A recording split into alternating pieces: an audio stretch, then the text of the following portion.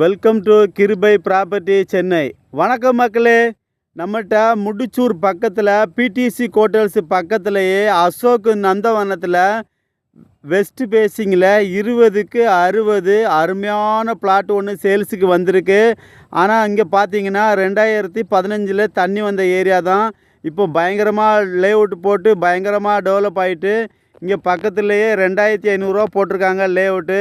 நம்ம வெறும் 1900 ரூபாய் நெகோசபிள்னு சொல்லியிருக்கோம். இந்த இடம் லோனுக்கு எலிஜிபிள் இருக்குது.